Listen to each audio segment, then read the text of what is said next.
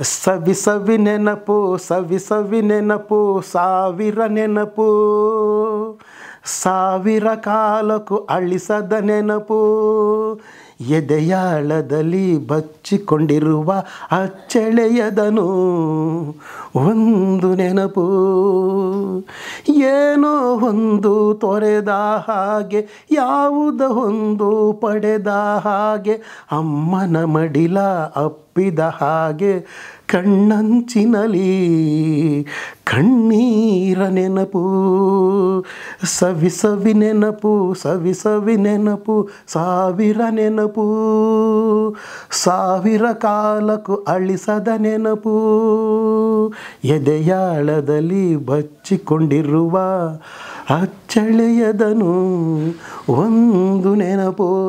ಅಂದರೆ ಒಂದು ವಾರದಲ್ಲಿದ್ದರೂ ಕೂಡ ಅದು ನೆನಪು ಸದಾಕಾಲ ನನಗೆ ಯಾವಾಗಲೂ ಕಾಡ್ತಾ ಇರ್ತದೆ. ಬಿಗ್ ಬಾಸ್ ಮನೆಗಳಿರ್ತಕ್ಕಂಥ ಒಂದು ವಾರ. ನಿಮ್ಮ ಜೊತೆಗೆ ಈಗ ಬಿಗ್ ಬಾಸ್ದು ಒಂದು ವಾರದ ಜರ್ನಿ ಆದರೆ ನಿಮ್ಮ ಲೈಫ್ ಜರ್ನಿ ಇದೆಯಲ್ಲ, ಅದು ಸಾಕಷ್ಟು ನೆನಪುಗಳನ್ನ ನಿಮಗೆ ಕೊಟ್ಬಿಟ್ಟಿದೆ ಸರ್. ನೋಡಿ, ಇಷ್ಟೊಂದು ಅವಾರ್ಡ್ಗಳು, ಇದು ಸಾಧನೆ, ಪ್ರತಿಯೊಬ್ಬರಿಗೂ ಒಂದು ಇನ್ಸ್ಪಿರೇಷನ್. ನೀವು ಓವರಾಲ್ ನಿಮ್ಮ ಜೀವನದ ಸಾಧನೆಗಳನ್ನ ನೆನೆಸ್ಕೊಂಡಾಗ ಎಷ್ಟು ಖುಷಿ ಆಗುತ್ತೆ ನಿಮಗೆ? ಇನ್ನೂ ಏನು ಸಾಧನೆ ಮಾಡಬೇಕು ಅಂತಿತ್ತು, ಯಾವ್ದಾದ್ರು ಮಿಸ್ ಆಗಿದೆಯಾ ಸರ್?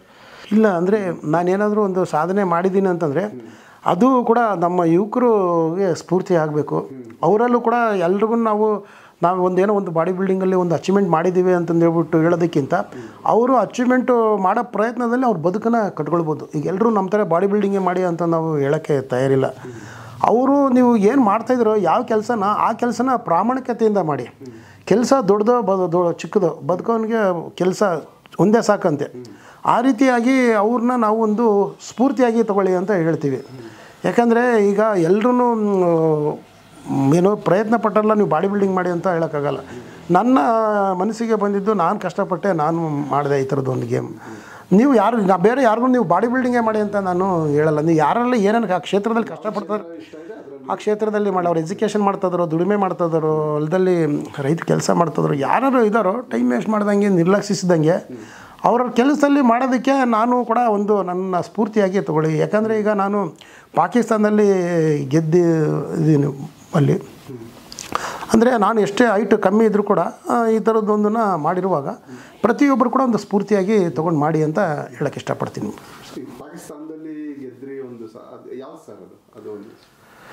ಪಾಕಿಸ್ತಾನದಲ್ಲಿ ನಾನು 2004ರಲ್ಲಿ ಇಸ್ಲಾಮಾಬಾದಲ್ಲಿ ನಡೆದಂತಹ ಅಂತಾರಾಷ್ಟ್ರೀಯ ದೇಹದಾಢ್ಯ ಸ್ಪರ್ಧೆಯಲ್ಲಿ ಭಾರತ ತಂಡದಿಂದ ಭಾಗವಹಿಸಿ ಚಿನ್ನದ ಪದಕ ಪಡೆದು ಆ ಸಂದರ್ಭದಲ್ಲಿ ರಾಷ್ಟ್ರಧ್ವಜವನ್ನು ಹಾರಿಸಿ ರಾಷ್ಟ್ರಗೀತೆಯನ್ನು ಹಾಡಿಸಿದ್ದ ನಾನು ಕರಿಬಸಪ್ಪ. ನಾನು ಆ ಟೈಮಲ್ಲಿ 2004 ಜೂನ್ 27, 28 ಅದು ಇಸ್ಲಾಮಾಬಾದಲ್ಲಿ ನಡೆದಿದ್ದು. ಅದು ನಾನು ಒಬ್ಬ ಭಾರತೀಯನಾಗಿ ಹುಟ್ಟಿ ನನಗೆ ತುಂಬ ಹೆಮ್ಮೆ ಇದೆ. ಅದರಲ್ಲಿ ನಾನೊಬ್ಬ ಕನ್ನಡಿಗನಾಗಿ, ಕರ್ನಾಟಕದವರಾಗಿ, ನಾವು ದಾವಣಗೆರೆ ಮೂಲನಾಗಿ ನಾನು ಪಾಕಿಸ್ತಾನದಲ್ಲಿ ನಿಂತು ನಮ್ಮ ಭಾರತಾಂಬೆ ನಾನು ಫ್ಲಾಗನ್ನು ಹಿಡಿದಾಗ ನಾನು ಯಾವ ಜನ, ನಾವು ಯಾವುದು ಊರು ಅನ್ನೋದು ಬರಲಿಲ್ಲ. ನಾನೊಬ್ಬ ಭಾರತಾಂಬೆಯ ಮಗ, ಐ ಆಮ್ ಇಂಡಿಯನ್.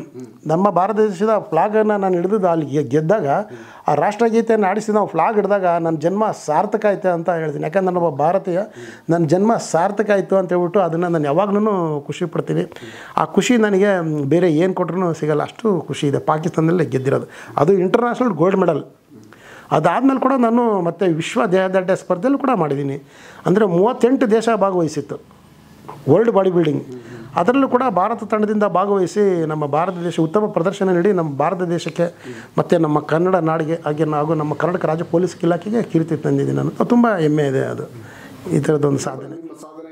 ಸರ್ಕಾರದ ಕಡೆಯಿಂದ ಕೂಡ ಸೂಕ್ತವಾದ ಗೌರವ ಸಿಕ್ಕಿದೆ ಅನಿಸುತ್ತೆ ಸರ್? ಹೌದು, ನಾನು ಮಾಡಿರೋ ಸಾಧನೆಯನ್ನು ಪರಿಗಣಿಸಿ ನನಗೆ 2007ನೇ ಸಾಲಿನಲ್ಲಿ ನನಗೆ ಏಕಲವ್ಯ ಪ್ರಶಸ್ತಿ ಲಭಿಸಿದೆ.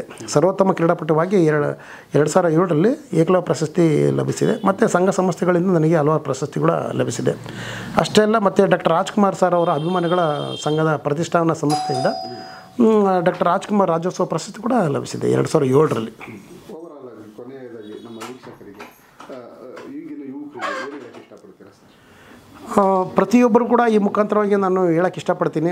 ಯಾರೆಲ್ಲ ನೀವೆಲ್ಲ ಸುದ್ದಿ ಮನೆ ಈ ಚಾನಲ್ನ ನೋಡ್ತಾಯಿದ್ರು, ನನ್ನ ಬಿಗ್ ಬಾಸ್ ಮನೆಯ ಒಂದು ಅನುಭವ ಹಾಗೂ ಈ ನನ್ನ ಒಂದು ಕ್ರೀಡಾ ಸಾಧನೆಯ ಬಗ್ಗೆ ಪ್ರತಿಯೊಬ್ಬರು ದಯಮಾಡಿ ಸುದ್ದಿ ಮನೆಯನ್ನು ವೀಕ್ಷಿಸಿ ಆಶೀರ್ವಾದ ಮಾಡಿ. ಎಲ್ರಿಗೂ ಕೂಡ ಪ್ರೀತಿಯ ಧನ್ಯವಾದಗಳು. Thank you.